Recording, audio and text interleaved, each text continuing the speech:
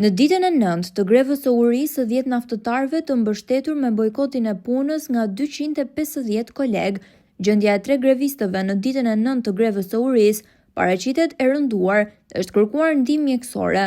Naftëtari Eduard Selami dërgohet drejt Spitalit Rajonal për terapi intensive. Dorian Dyrmishi dhe Dritan Rapushi, 2 grevistë të tjerë, u trajtuan në vendin e grevës nga urgjenca. Sipas kryetarit të sindikatës së sektorit hidrokarbur, Dritan Shahu, greva vazhdon duke pritur ndërhyrjen e institucioneve. Grevistët i kanë drejtuar një letër të hapur kryeministrit Edi Rama dhe institucioneve që monitorojnë aktivitetin e shoqërisë Bankers Petroleum. Jemi në ditën e 9 të grevës së urisë, në ditën e 9 të grevës ku kemi pezulluar punën. Thuaj se të gjithë punonësit kanë pezulluar punën dhe 10 prej tyre janë në grevërie. Siç edhe pat, sot erdhi ambulanca, 3 prej djemve kanë shfaqur probleme shëndetësore, madje njëri prej tyre është transportuar për në spital për një trajtim më të specializuar. Situata duket e rënduar, punonësit janë të lodhur, të stresuar, të trapacuar, në ankth presin në padurim zgjidhje. Quante diskriminuese kërkesën tonë që kërkojmë rritjen e pagave të ulta. Po pse? Çfarë kërkojmë? Rrisim pagat që janë nga 10.000, 20.000 apo 100.000 euro? Jo, kërkojmë pagat e këtyre njerëzve që janë në fushë, këtyre që marrin 600, 700, 800, 900 apo edhe pak më shumë.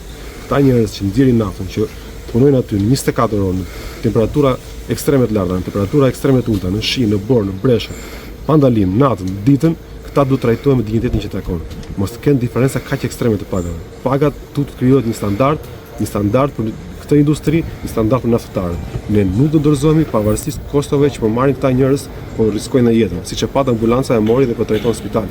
Një nga djemët të vërtetë. Nuk dim se çfarë do ndodh më vonë, por ne po riskojmë jetën. Çfarë do lloj gjëje që nuk zgjidh të gjën, ne do mendojmë të gjitha llojet e skrenarëve për të marrë atë që na takon, për të marrë të drejtën. Kërkojmë të drejtë, kërkojmë zgjidhje të menjëhershme të situatës, kërkojmë përgjegjësinë nga kompania.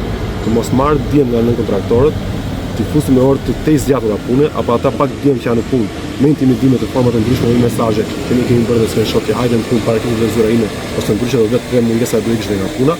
Greva është e ligjshme, nuk zbën presione të tilla, duhet paraqitet përpara ligjit. Kemi bërë kërkesë sekretariatit të marrë masa për të rëndësishme situatash.